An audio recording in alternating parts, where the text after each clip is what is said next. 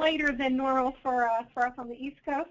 But hitting the end of the workday on the West Coast, so we're so excited to be able to bring you the first in our 3-part webinar series.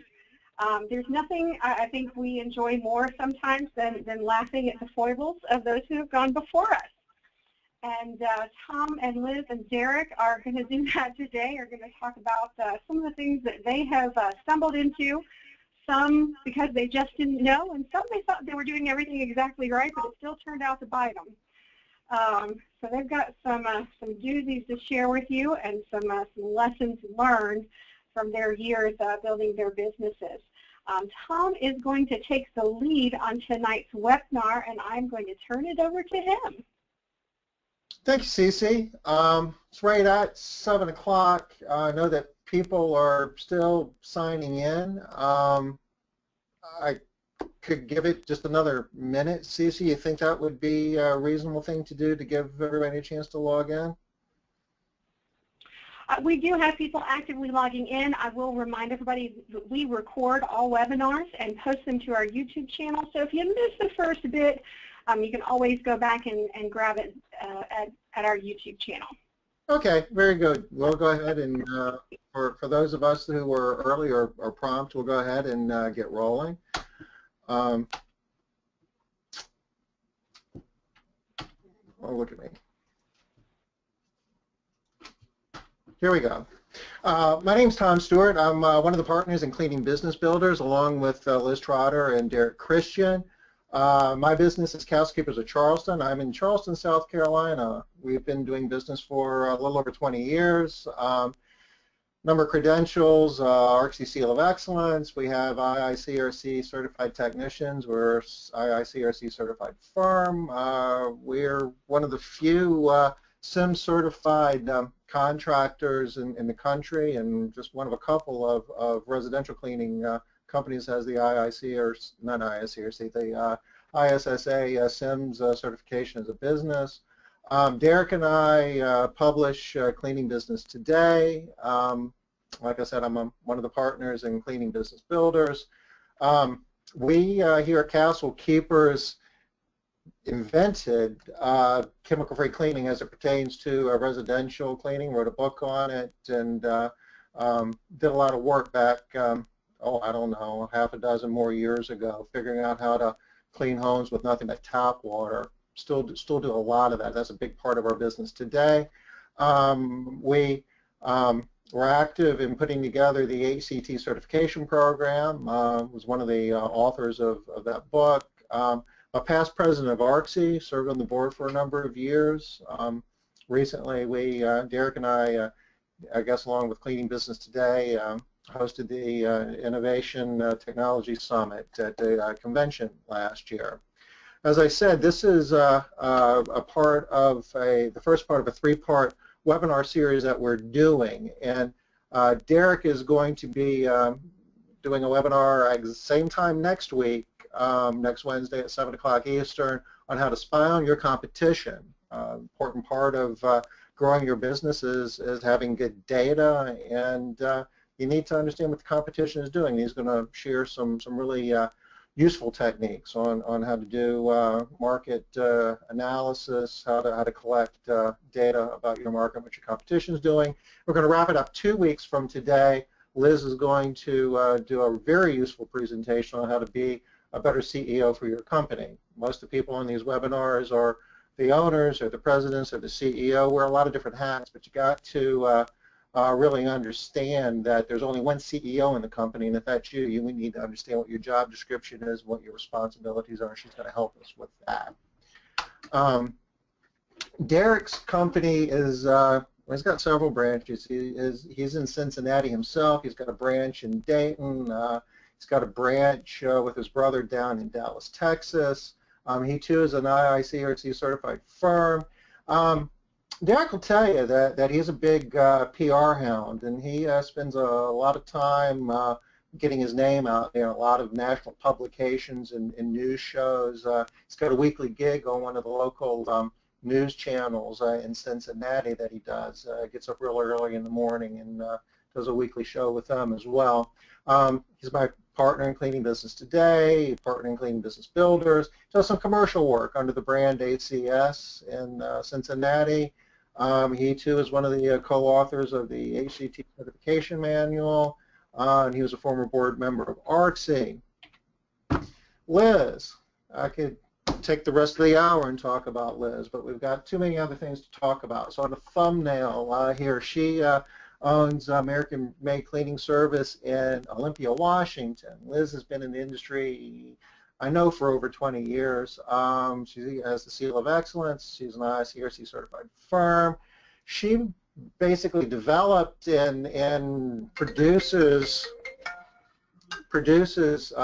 the HiPEP employee engagement program, and it's an amazing program that every month you get a suite of vignettes, videos for your workforce to help teach them a lot of the soft skills necessary to be successful in the cleaning business. Basically, teach them to clean, we teach them to do everything else. She also invented Made Money, which is a program that we sell through Cleaning Business Builders. Another program or product that's not on here is core value cards, which is a really neat thing that she came up with as well. She's obviously one of our partners in Cleaning Business Builders. She does a lot of writing for us in the magazine, and she's a former board member of ARCSI as well. Today's agenda is pretty simple. We're going to have a welcome, just did that. We're going to talk about some mistakes that over the last 50 plus years, it's been over 50 years, I'm sure, that in aggregate, Liz, Derek, and myself have been in the residential cleaning business. We've learned a lot, you know. Along the way, we've made some mistakes, and we've learned from those mistakes. We're going to share some with you, and hopefully you'll be able to learn from some mistakes that we made, and you won't make those same mistakes yourself. And kind of sum it up in lessons learned, we'll do some Q&A, and we'll talk just a little bit about what we'll be doing over the next couple of weeks. So with that being said, let's go ahead and talk about our first mistake. Derek, would you like to share? Sure. Well, we're kind of having a little bit of fun today, and so we're actually kind of making fun of each other's mistakes. So this isn't one I actually had. This is actually from Liz Trotter, who operates out in Washington, and that's, you've got to learn how the system works, and you can't fight it. You're not going to win. And she had an employee who on their very first day of the work claimed an on-the-job injury. That's what the OTJ stands for up there, is on-the-job injury. And they filed a workers' comp claim. It was approved because the way it works in Washington is all claims are approved, and you have to actively fight and disprove it. She ended up losing, and over a period of time between what the person got and what it did to her insurance, ended up costing her about $63,000 over, I think it was like a 3-year period of time. I'm sure Liz will come in and tell me if I'm wrong. Yeah.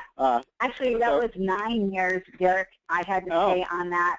And that was, that's like just the base cash that had to be paid out. There was tons of other monies that I lost, and the additional fees were ridiculous for my workman's comp. I'm still paying on that. Still paying on that. Not to mention what you probably paid in legal fees and advice trying to fight it. Now, ridiculous. One of the ways that Liz came up to fight this, since most people try to scam early on, is she created a new system where for the first 3 days the people work for her, they actually are working a three-day temporary agreement. So they're not full-time employees. They're working a 3-day temp agreement. There's no promise that they're going to get a full-time job. It gives her a chance to kind of try them out, see how they're working out, see what their work ethic is and some other things. And if they get beat them up a little, and see if they start laying the groundwork in those first couple of days for an injury claim. You know, start mentioning, typically they, if you pay attention, they give you some hints that something's going to be coming. They start mentioning how this is hurting their back or something like that. So that was Liz's, go ahead. And their trainers also sort of lead them in that direction. They give them little prompts about how, yeah, you can say these types of things so that if they jump on board with that idea, that's really good for us too to know. Yep. So that was Liz's, and like she said, it costs probably over time closer to $100,000 when you take all the details into account, which is pretty painful. Yeah. Workers' comp is a huge part of expense structure for any company that has employees, and managing it effectively is huge. I think we have another example of that here shortly. Some other ways that you... Go ahead, Liz. Actually, Tom, what I was going to say is it leads right into this next slide, because in this next example, because I was so frustrated by my situation, knowing that she hadn't really been injured on the job, that I didn't do things as well as I should. I spent so much time fighting against this system that I hated. It just didn't seem fair. That's what it really ended up making me lose the claim. I could have fought it smarter, and I didn't. Which leads us into this one, this slide. I felt better when I heard about this. Yeah, thank you, Tom. When I heard about this, I actually felt so much better. Because as anybody knows, Tom Stewart, when you see him and you meet him, you just think, wow, this guy has it all together, and he is so on top of everything. So when I heard about this, I felt amazing. I'm like, okay, if Tom Stewart can mess up, so can I. So he had a situation where they live in Charleston, South Carolina, where you have to have a separate business license for each municipality that you clean in. And apparently he had done everything correctly, but the auditor that was in there was pretty much, in Tom's words, an idiot. And Tom couldn't stop himself from pointing that out to this supposed expert. And apparently that wasn't really the right thing to do. He was right that he had been doing it right, but he caused the guy so much grief and gave him such a hard time that the auditor found a way to punish him anyway. So I feel better about that. Yeah, it was a really good learning experience, and just because maybe we're doing things right now, not to say that we don't make a mistake every once in a while, but made a lot more mistakes early on, and we learn from them, and we grow. And I guess my CPA advised me that, I guess he used the term, Tom, sometimes you have a tendency to be a bit prickly with people, and the next time around, why don't you just pass the auditors off to me and you just kind of stay away. And from that point forward, that's kind of what I do. Sometimes it's better to have an intermediary negotiate some of these things rather than you getting personally involved. It gives you an opportunity to play good cop, bad cop, and anyway, don't, you can be right and still be wrong, and this is a perfect example of that. Thank you, Liz. And you know what? This one actually ties into Derek's in a way, too, because Derek got tied up into this little bit of the personal piece of it, too. When he bought his company, he bought it from the previous owners who were staying on, and they were helping him, but they didn't like the way he was running the place. And so there was like this constant friction. And so Derek, thinking he's being a good guy, volunteers to go ahead and not fight the unemployment claim that this woman's going to put in while she goes and looks for another job, basically just to get her out of his hair. But two big things happened. One is up until that point, unemployment was really only lasting 6 months. That's how long it would last when people were kicked off. And so he thought, 6 months, I can deal. It's no big deal. But in 2009, they kicked it up to 2 years.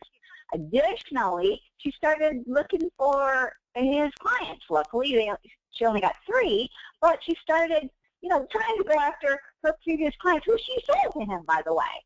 And so the point there is, even when you're trying to be a nice guy, which is exactly what he was trying to do, that people are, if they're cheats, they're going to cheat you. Just because you're nice doesn't mean you're going to be let off the hook, or they're going to cut you any slack. It doesn't work that way. Cheats are cheats, and you need to know that. Don't be one yourself, and don't be being complicit with anybody that is.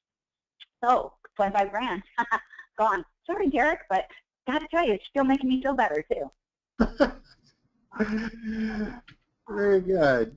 And I guess an example where Derek and I both, learned some tough lessons through acquiring competitors in our local markets. Derek's example was he purchased a smaller competitor, and it looked like it was a perfect fit. The pay was the same, the model was the same. They did solo cleaners. Derek's business does solo cleaners. It looked like the bill rate was about the same. It was really great, except when they actually closed the deal and implemented, and quickly lost 80% of the clients in the first 6 months. And I guess the long and the short of it is the devil in these types of deals is in the details, that the old company would do things a certain way, the employees would have a certain culture, a certain way of going about doing business, and just treating cleaning as a generic issue is just doesn't work that way. It's very specialized, and it's like the difference between one restaurant and another restaurant. And when you acquire somebody's business, there's a tremendous amount of work that needs to go in to make sure that you're getting everything matched up and there's a good handoff, and the existing clients and the existing employees are all on board and feel good about the acquiring company and are loyal after the acquisition. And well, in our case, go ahead. No, you go ahead. Well, in our case, we thought it was going to be a no-brainer because this company ran very similar to us by every objective measure: Google reviews, Yelp reviews, Angie List comments. My company, if anything, cleaned better than their company, so I figured all their clients would be so impressed with the upgrade in service. My employees worked for us longer. But what ended up costing us customers was the stupidest things in the world. We would get emails that would say things like, I can tell your people didn't even clean the toilet because the toilet seat's down, and when they clean the toilets, they leave the toilet up. Well, that's because I'd sent one of my cleaners in, and little things like the toilet seat being in a different position made the customer think we weren't cleaning, and the sense of the products. And clients just don't like those little changes, and it upset them. And we had the same problems with the cleaning techs. And some of our policies we thought were much more generous. We had a more generous vacation policy than theirs, but the techs would get all mad that we made them fill out a form. They're like, well, I'm not a 2-year-old. I don't need to fill out a form. Just let me take my day off tomorrow. We're like, well, no, fill out a form. And that type of stuff caused a lot of turnover, which was really, really tricky for us. And Tom had a similar experience. He acquired a local competitor. Tom runs 2-person teams. They ran 2-person teams. They had a similar scope of work, but a lower bill rate, and the technicians were paid hourly, and they weren't using uniforms. And at my acquisition I tried to merge them into my maid service and bring them into my maid service. Tom said, hey, I'm going to do this little acquisition, and I'm not going to try to merge the cultures. I'm going to keep it separate. I'm going to run it out of the same office, but keep it under a different brand name and have it have sort of a different bill rate. I forget what he actually called it, but he to this day refers to it as crappy cleaners, because it basically was going to be his discount brand. And they were going to offer cleaning services for a little bit less, with a little bit less bill of work. And in the very first week, every single person quit on him, and within a year he had to shut the whole operation down. And once again, Tom runs a very good, very professional type operation, and I think when all these people showed up and weren't used to having a professional operation and managers and things like that, they sort of rebelled on him. So Tom, any details to throw in on that one? Yeah, it was difficult on several levels. So much about house cleaning, residential cleaning, is based upon the relationship between the consumer, the client, and the people providing the service, and in a lot of cases the owner themselves. And when a new owner's in place, you often hear, well, you're not like the old owner. And, well, no, I'm a different person, but we do a really great job of cleaning. But, well, you just don't do it the way the old owner did, even though we might be doing a better job. And that's difficult to overcome. And I guess we're trying to run 2 separate companies. There was still a lot of the management was kind of balanced between the 2. There wasn't like we had completely separate office, completely separate management. We were running both out of the same location, and that's very difficult to do too. We learned that the crappy cleaners basically became the stepchild, and we just didn't get the same amount of attention and love that that castle keepers did. And the confluence of clients not missing the old relationships, and us not giving it the same amount of time and energy as we did our core business, basically meant that the investment that we made in it over the course of the year pretty much went away. And I guess there's something about home cleaning where the clients don't really like the idea that they were sold. That someone else is coming to their house and they didn't have a say in the matter. my account was sold, what? And I mean, they get really quite upset about that, which kind of surprised me because, you know, my dentist sold his practice to somebody else and it didn't flip me out. So it was just really kind of surprising that so many clients, when we called them and told them of the acquisition, instantly were offended.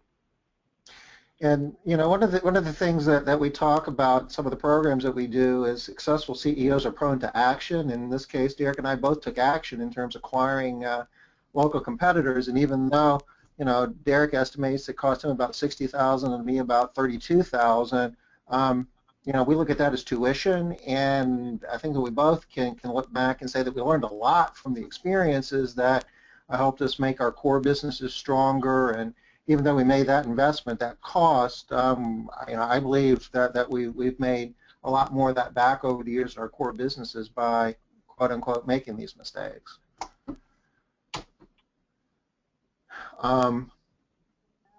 As far as mistakes go, another way that we can make mistakes within our business is an example here where Liz decided to share, and I'm sure that Derek has examples and I have some of my own, where there's 1,000 different ways that you can damage, break, tear up something in somebody's home that you're responsible for, and you have to fix, repair, replace. That can cost a lot of money. You're writing checks with commas and zeros in them.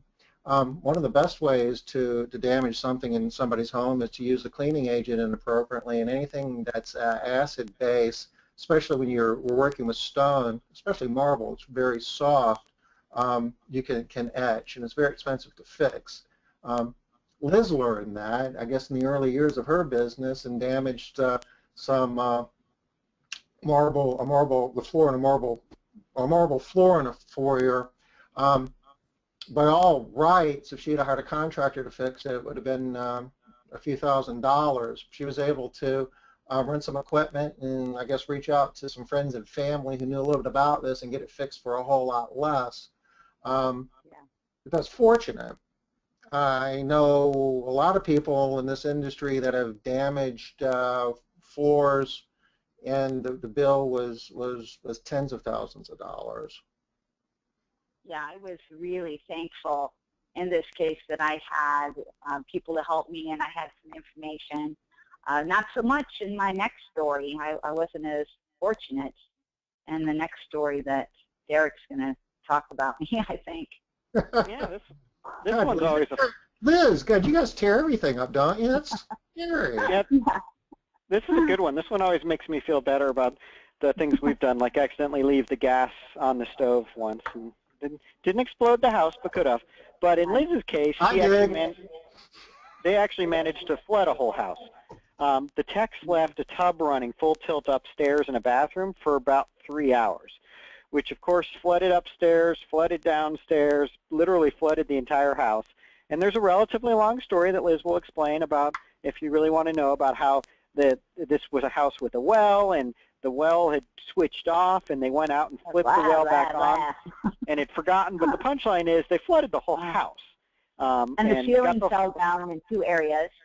Yeah, it was terrible. Yeah, and needless to say, that was probably not a very fun phone call to get about how the house had a couple feet of water in it and ceilings had collapsed, and ended up with having to clean the whole thing and do the flood repair and the damage. Stressed, obviously, the entire company through the process.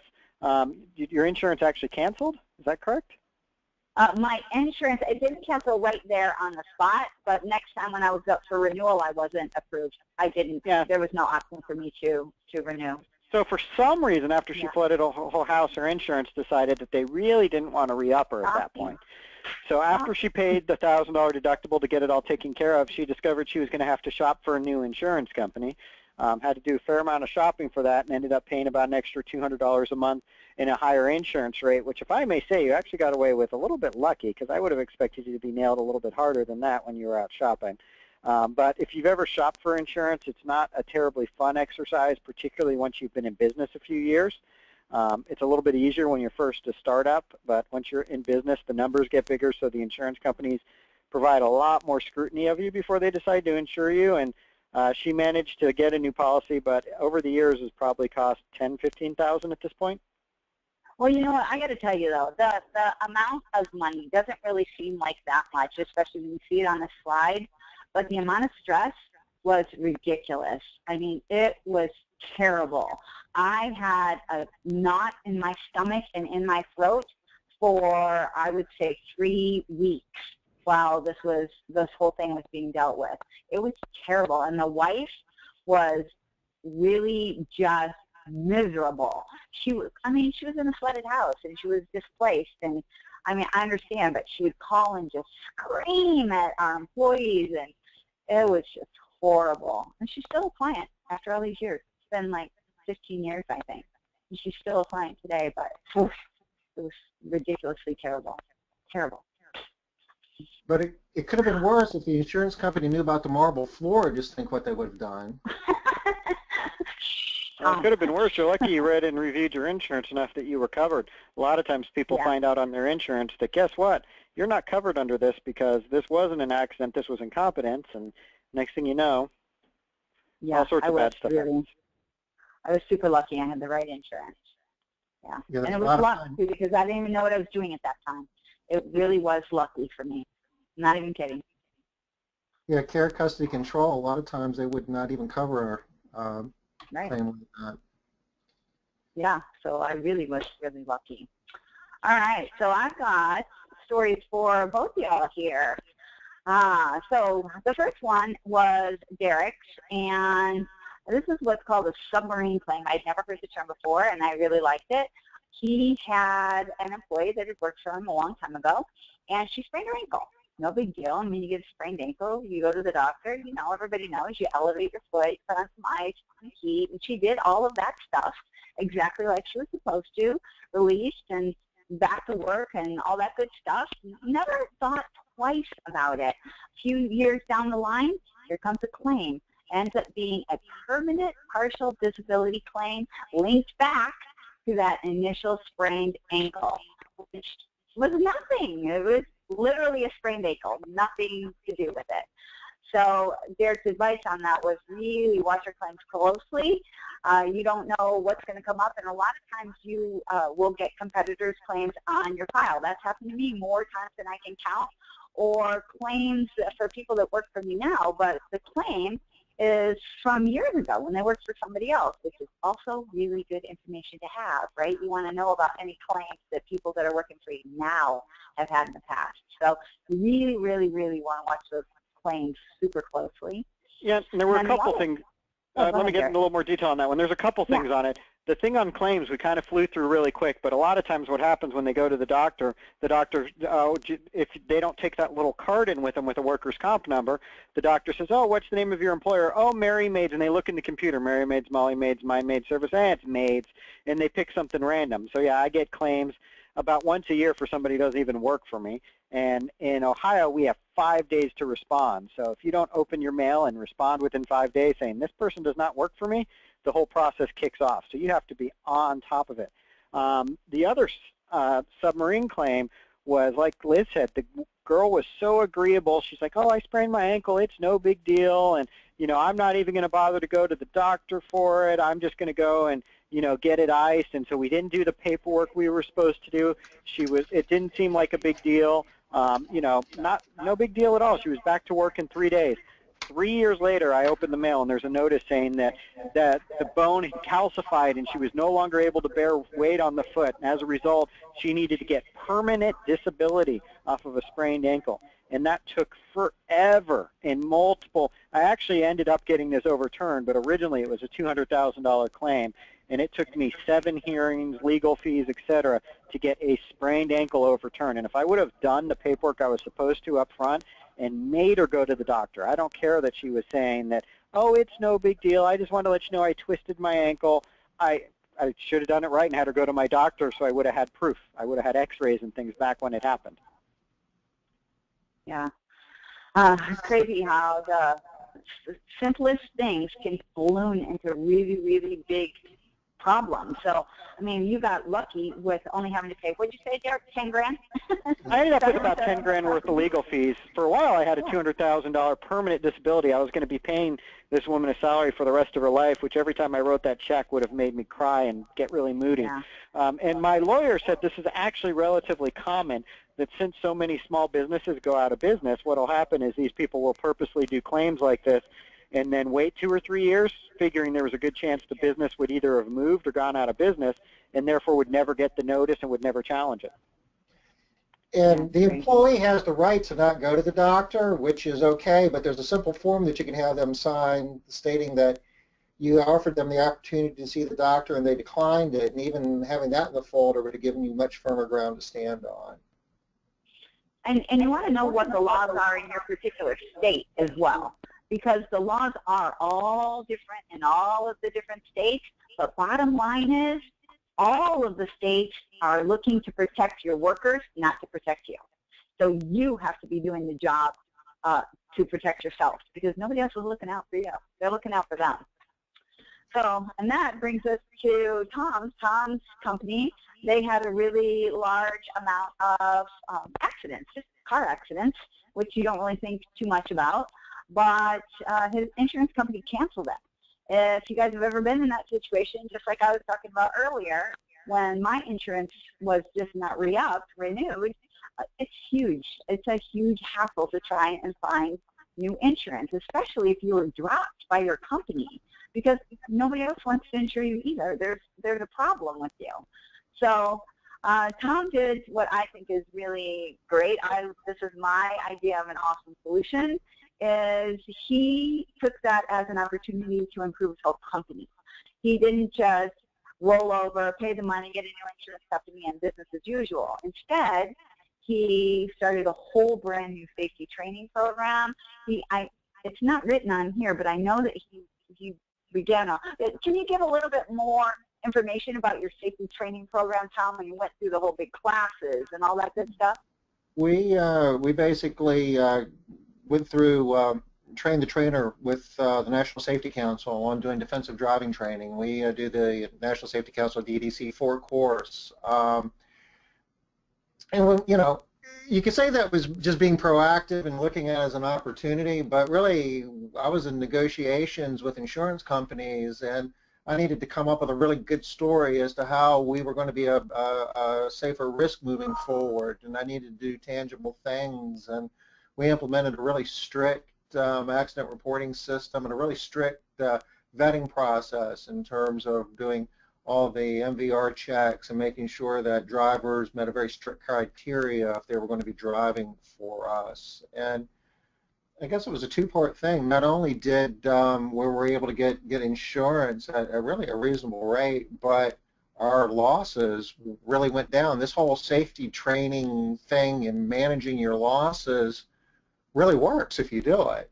And I love that too, Tom. I remember when we were at Jumpstart, and I think it was just last Jumpstart that we were at, and I was saying, Tom, why don't you just back out of this driveway, because you were doing this really hard, what seemed to me like a 20-point turn to get turned around and pulled straight out of the driveway. And he said, nope, it's not safe. More accidents occur from backing out than they do. And you gave me all of the details and all of the statistics. You know what? I'm not backing out on the roads anymore either. So it really even worked across the country. Yay! It's good stuff. It works, and in the long run, it can save you a ton of money. Your margins in house cleaning, what you throw in all your fixed expenses, and you know, we talk about this in some of the programs we do. You really, you know, the amount of your profit margins are pretty thin, and if you can save yourself some money on the insurance side, that gives you a much better return on your investment off of each home you clean. Yeah, no kidding. So this next story is one of my very, very favorite stories because it just seems so ridiculous, but it's true. So Derek had this new employee first day on her own cleaning, and what he does with a lot of these people is while they're being trained is he puts them into empty units, apartments, houses, that kind of stuff. And a lot of times they'll work with other people, but in this case she was alone in a house. It was going to be her first time, and the plan was that they would go back and they would do an inspection. That's just how they normally did it, and do an inspection on her in 3 hours. They got in there and was like, what the heck is going on? Doesn't look like she's done anything at all. And truth be told, she hadn't. Why? Sound asleep. On the ground, on the floor. This is an empty apartment. She's just sleeping on this nasty old floor. Of course, they let her go. Derek let her go. What the heck? You know, I got to fire you. You're not even cleaning. You're sleeping. Never thought twice about it. But unemployment says, you know, can you please shoot us over a copy of your written policy saying that she wasn't allowed to be sleeping on the job? He's like, what? Are you kidding me?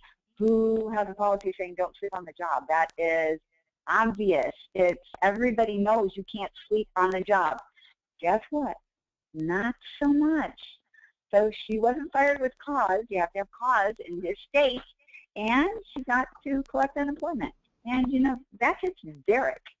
So he had to make some shifts in how he writes his policies now. What other kind of things do you have to do, Derek? In this one, I actually ended up getting lucky because, unlike someone, I didn't fight with the bureaucrat.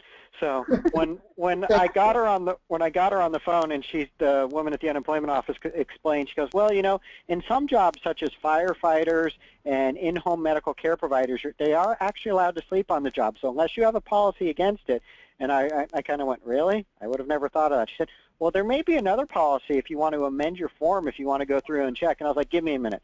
So I'm going through our whole manual, and I'm like, okay, she was terminated for not being aware of her surroundings, therefore breaking our safety policies. She's like, okay, that works. And I'm like, oh, thank God. But technically, she wasn't fired at that point for sleeping on the job. She was fired for being unaware of her surroundings and maintaining a safe work environment. So that's why she was terminated. So fortunately, I had a bureaucrat who was willing to play with me a little bit and let me find a legitimate reason to fire him. But yes, I actually now have in my manual a section that says sleeping on the job is not allowed. So because I had to cover that. So we have a whole section of our manual that I have labeled stupid things I shouldn't have to tell an adult that we literally go through and have to say. So. You know, it's really kind of crazy though, because you know I mentioned earlier that between the three of us, we've been in this industry for over 50 years, and I'm sure everybody on this call has their own stories of things they've learned and surprises and just issues that pop up you need to scratch your head and wonder about. And one of the things that Derek, Liz, and I tried to figure out how to do is how can we take all of this information that we've learned over the years, not only on the mistakes and how to avoid them, but the underlying processes that can evolve out of that to actually run a business. And this is actually the tuition that I'm talking about, the lessons learned from that tuition. Having formalized systems, safety manuals, operations manuals, employee manuals, how to measure performance in your business, how to train your staff, how to basically do continuous improvement within your organization, and not only dealing with the mistakes, but how to build a staff and how to add customers and stack customers and build a growing successful business. And we've done that, and I guess over the last several years have been developing and refining our Foundations Success program. And one gentleman, Joe Walsh, out of Portland, Maine, took our class several years ago and did really well with it. I mean, he had a really good business before he took the program, but I think I'll tell you that he took what would have probably taken him a number of years and condensed and was able to learn from our program and was able to apply it to his business right away, and I know he was sharing with me earlier this week that he was out looking for office space to buy. And he's done such a good job that we actually have invited Joe to come in and help us coach and to be an instructor with our Foundations program. And Joe is on the call, and he'd like to share a little bit more about that experience. Yeah, thanks, Tom, and welcome to the call, everybody. And like Tom said, I completed the program myself. That was back in the spring of 2014, and seems like longer ago because so much has happened between then and now. But after completing the program, Foundations program, I've been able to break through the $1 million a year mark, which I think is a big goal for a lot of people. And that goal is significant because when you get to that size, it means you can start to hire professional managers to manage the business for you and pull yourself out of the day-to-day a little bit more, which I've been able to do.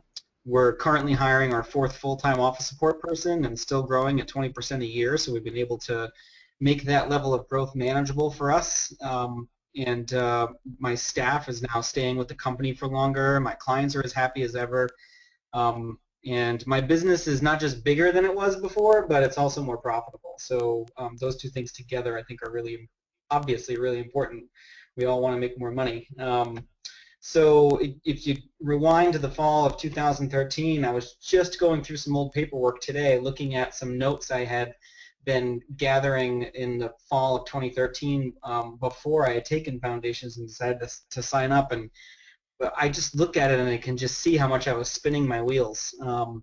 You know, this slide here is telling you kind of what you get from the program. But really, I think it's important for me to point out the reason that I signed up, because I just didn't feel like there was any other consulting or coaching product in the market out there that was so integrated and so comprehensive. It's like having a team of like a panel of coaches to work with. You've got Tom for numbers and business analysis, you've got Derek for sales and marketing, and you've got Liz for the employee for all the employee stuff, and that's the whole package right there. And I just thought, if between the 3 of these coaches we can't figure out how to get me to $1 million, then I'm in the wrong business, and I'm gonna have to pack up and take it on down the road. So I'm glad it did work out because it's going really well now. So if we can just go to the next slide, you can see that when we get to the next slide, you'll see a little bit more about kind of what's included with the program. But it is limited to 12 people per class, and it is only 1 person per service market, so you're not going to have a competitor in the room with you, which I think is really good for a peace of mind for you. But you know, I think it's important to keep in mind that there's a lot of information out there, and lots of different processes, procedures, and must-do bits and pieces from various books, seminars, consultants, conferences, you name it. I had all that stuff. I go to the, ARCSI conferences, which are fantastic, and continue to do that, and get a lot of great ideas. But what I was really missing was one comprehensive program that was going to put everything together. And that's what I saw in Foundations, and it definitely didn't fail to deliver for me. One of the key things that I learned through Foundations was the order that you do things in really does matter. And looking back at my notes today, I realized part of the reason I felt like I was spinning my wheels, and I wonder if anybody on this call ever feels that way, was because I was focusing on things in the wrong order and not really focusing on what I needed to be focusing on. It's a situation where you just don't know what you don't know. And Foundations just enabled me to kind of get to where I am in a matter of months instead of a matter of years. So it's really worked for me. And in the end, I'm working less and making more. So isn't that what we all want ultimately? Or you can work more and make more too. I suppose you could do both. So that's always an option. Hopefully some of this sounds interesting to you, and it's definitely worked really, really well for me. There's a phone number there you can call up today to request a free business consultation. You can also go to the website, and the coaches are available for a free business consultation. You can talk one-on-one. Maybe something you saw today piqued your interest and you want to ask more questions, or maybe there's something else on your mind that you want to talk about. So Tom, Derek, Liz, and myself are available for free business consultations. And you can also see the schedule, the menu, and by that we mean food, and more at cleaningbusinessbuilders.com for the Foundations program. So yeah, hopefully we hear from some of you on the call. I'd love to connect with some of you. Thank you, Joe. And there's a whole lot more about the program that we could share, but we just want to keep it short at the moment. We can share more down the road, I guess. But we've got a little bit of time. If anybody has any questions that they would like to ask about anything that we've gone over here tonight, or anything else for that matter, we have a few minutes that we can do that. That's great. And guys, I doubt it, Tom. Probably everything. Oh, I'm sorry. Okay. To ask us a question, you can go to the question section in your menu. You might have to hit the orange arrow to open up your menu, and you go to the question box and type in a question. Liz, I did have some follow-up questions for you from Jessie Waldemar about that 3-day temp arrangement. She was curious about how you pay for that. Do you add them to payroll, or is that an independent contractor, or how does that work? We do. We put them on payroll. There's just too many weird things about not doing it. The laws are more than $600 per year. So if we accidentally pay them more than what they've already collected on, it could come back on us. So yeah, we didn't even take a chance on any of that. We just put them right on payroll. It's not that hard, and pay them out at the end of 3 days. And since we put everybody on payroll, we put them on to start, and then we finalize their pay after 3 days. It actually makes our position a legitimate 3-day temporary position. Doing it any other way makes it look like we're just trying to fudge around the system, and we're not. So yeah, 3 days. On payroll. Very cool. And while this question didn't exactly come up, Joe mentioned the ARCSI convention in Las Vegas coming up in October. So I'll answer the question you're all just dying to know the answer to. Yes, all 4 coaches will be there, and we're going to have some special events that we are adding to the schedule just for you guys. We have a breakfast class the Friday morning. It's towards the end of the convention. It's an extra. It doesn't conflict with anything. So you can come to our class and still see everything else that's on the schedule. So we certainly hope to meet you in Las Vegas. And we are just about out of time today. Liz, I think you were trying to make an announcement. Oh, I was just saying how a lot of times when people are on these calls, they're listening to, I do the same thing when I'm on a call, they're listening to everybody else's things, and we forget about what our things are while we're on the call. As soon as we hang out, we're like, oh, I could have asked about that problem that I'm having. I could have told them about what happened to me and asked how I could handle it, that kind of stuff. But it's so hard when you're on the call to think of the things that you're dealing with. It seems like it always happens. They can. And Tom, if you'll flip back to the slide just before the Q&A one, just to make sure people have the phone number, our phone number. Now, when you call that 569-4686 number, my voice is the one you're going to get. I'm Cece. I help keep these guys coordinated so that when they're coaching, they have everything they need to give to you, and when they don't have it, they call me and I find it to give to you. Which is a lot of fun sometimes. I get to do some really intriguing research. So yeah, if you call that number, I'm the one who you're going to get, and I will help you coordinate anything you need, a consultation, answer questions, get you registered if that's what you're ready for. Easy peasy. So I'd love to talk to all of you. Great. And in case we don't say it enough, Cece, thank you. Thank you very much. We know that that's not necessarily the easiest job. But it is fun. Very fun. That's good. Sometimes people ask, how do you run a cleaning business and do cleaning business builders at the same time? And CC is a huge part of that answer. Yeah. Thank you. That is fantastic. We've got some thank yous from folks coming in, and that's always nice to see. We've got Robin Stevenson thanking us and Jesse Waldemar thanking us. We really appreciate you sending those messages in to let us know how much you enjoyed the webinar. We will certainly look forward to connecting with you offline because we are coming to the end of our time.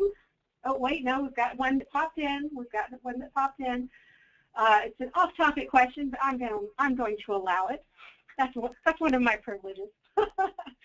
How does one find out about pricing for software built into your website? That is an excellent question, Robin. I'm actually going to answer that for you.